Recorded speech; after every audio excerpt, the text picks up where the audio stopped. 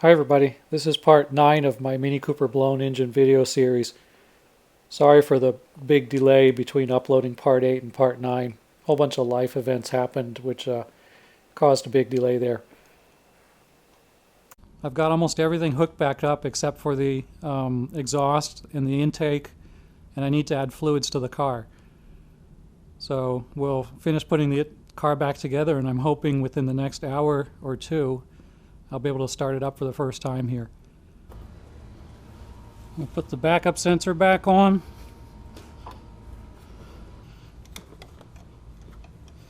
I'll come back on top and I'll reconnect the shift linkage.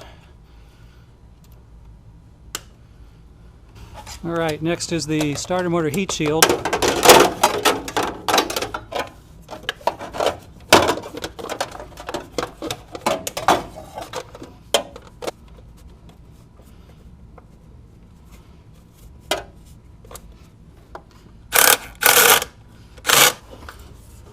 Okay, I'm going to try to wiggle the exhaust in here, but based on past experience, I think I'm going to need to remove a heat shield.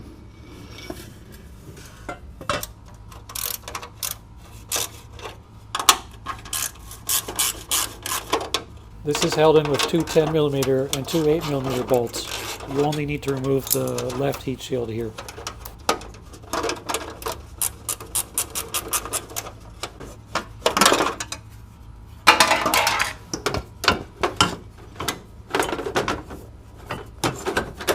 There it goes.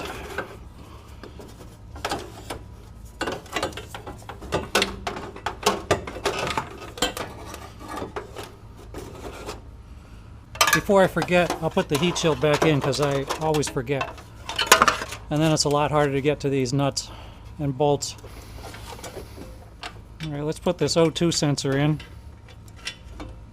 This is the new fancy wideband one.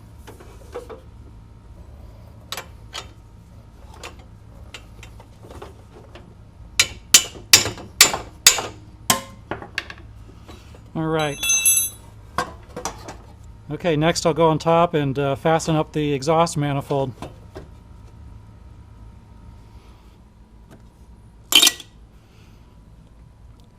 I really do not like doing the exhaust manifold on a Mini because there's no studs back here. So it's really hard to line everything up. You got to hold the gasket, the header itself, and at least a couple of bolts so things don't go flopping around. And you have to hope that you can get everything lined up right and into the hole and not something, you know, without missing the hole, and you can't see anything.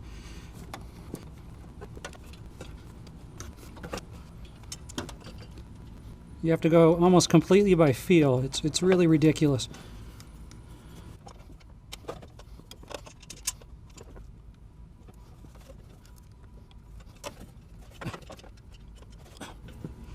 There we go. Once you get the first one or two bolts in, though, everything after that goes nice and smooth. Okay, that took about 10 minutes, but I finally got the first two bolts in. So now the rest should go pretty fast.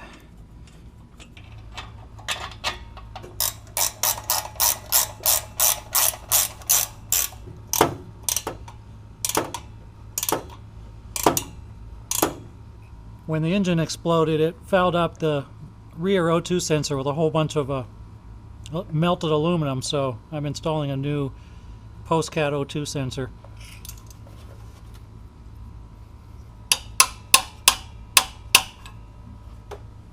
Alright, that's all buttoned up. Alright, finally the exhaust manifold is on. I think that took probably almost a half an hour to tighten up, what is that, 7 bolts? I do not like doing the exhaust manifold on a Mini. Alright, now that we've got the exhaust in, we'll put the heat shield on next.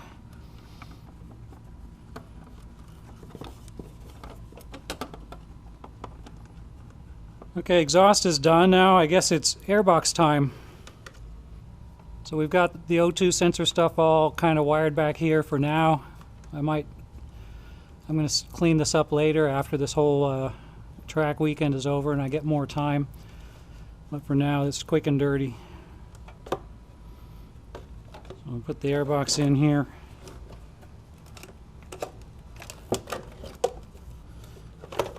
Just making sure I don't pinch any wires.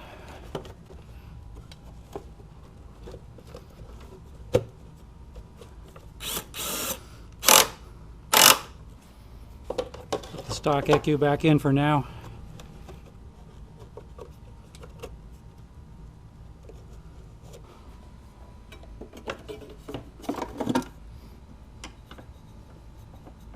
I think we're starting to get close. I can put the intake hose in.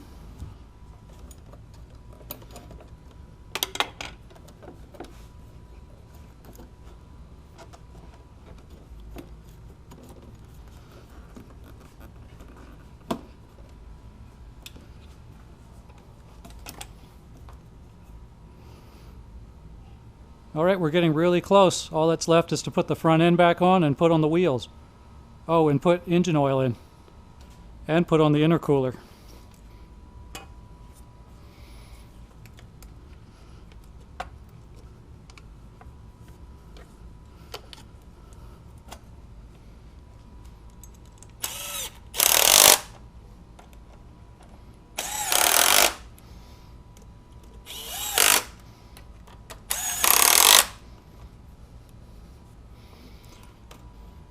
Okay, put this back on.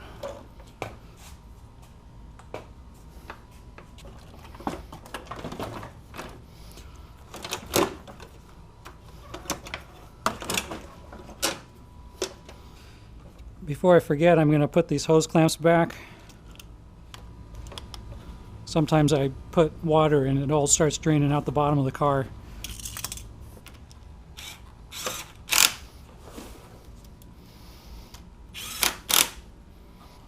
I'll put the crash tubes back in. And for the crash tubes, I don't tighten up these bottom bolts until I put the aluminum bumper carrier on. Otherwise, these holes don't line up sometimes.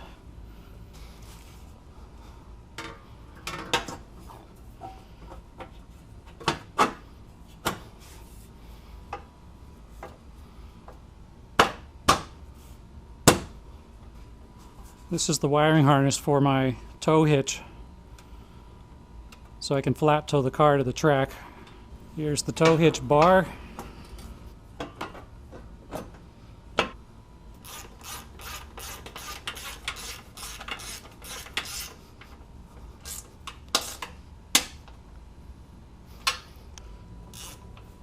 Now we can finish tightening up the crash tubes. Now we can go ahead and put the wheels on. I'm going to start it up, run it for about 20 minutes, then check for leaks. And then after about 20 minutes, I'm going to dump the oil. I'm putting in some really cheap 30-weight oil, just for the initial startup and running of the motor. Then I'll put in then I'll change the oil, put new oil in, and then I'm going to go for a drive and kind of do a race brake in for the car. And that involves driving it relatively hard. Once it's warmed up, of course. I'm going to drive it between about 2,000 and 5,000 RPM under a medium load. And the idea is to give just a little bit of a pressure, a little bit of compression on the motor. And I'm going to accelerate and then use engine brake. And the idea is to allow the rings to make a good positive seal while there's still a good crosshatch on the motor, because that's going to go away over time. And if you drive the car super gentle during that time, you might not get a good ring seal. And then tomorrow, a Vipec engine control unit is going to show up. And Jan from RMW is going to do a road tune with me for that. So we'll be ready for the track with a tune that matches this car's characteristics. All right, it's time to put water and oil.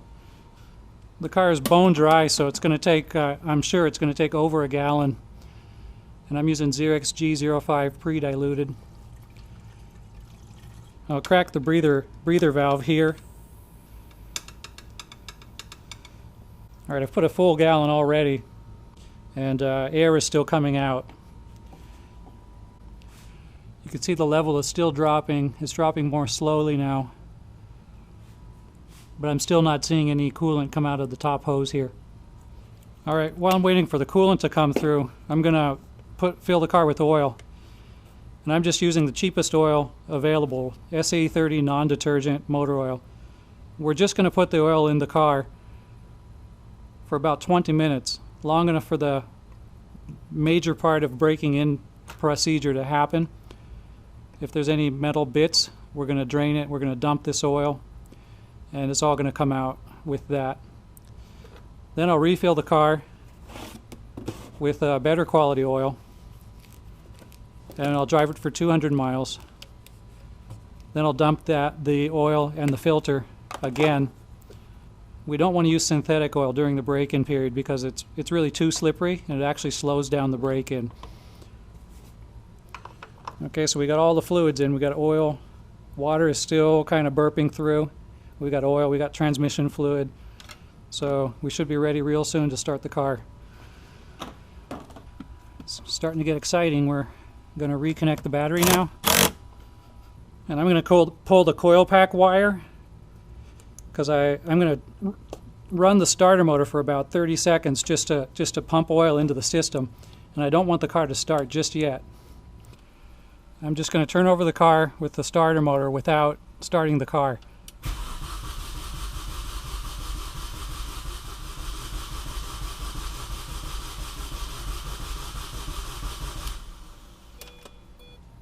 Now I'll reconnect the coil pack. Alright, it's moment of truth. I'm going to try to start the car. Here goes. Cross fingers.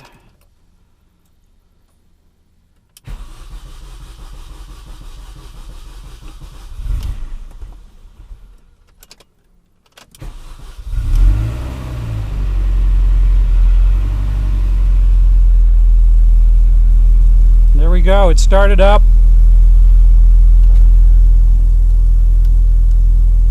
The oil light's off. Check engine light's on, but that's because of the incident at the track. Our air-fuel ratio gauge is reading at about 12 to 13.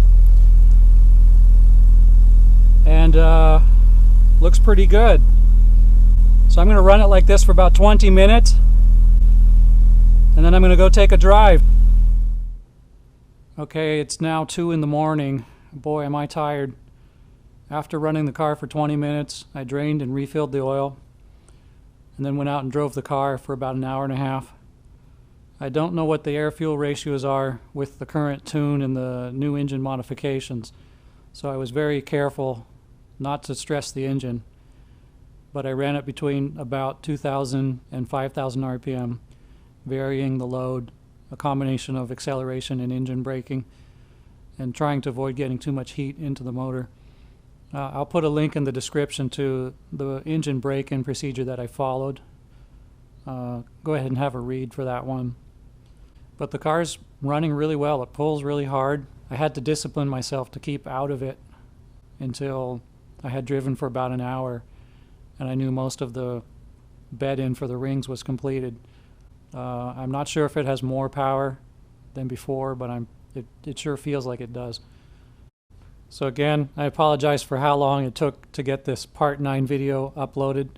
I actually lost my job, and I've been dedicating all of my time to finding a new job, learning how to do a job search.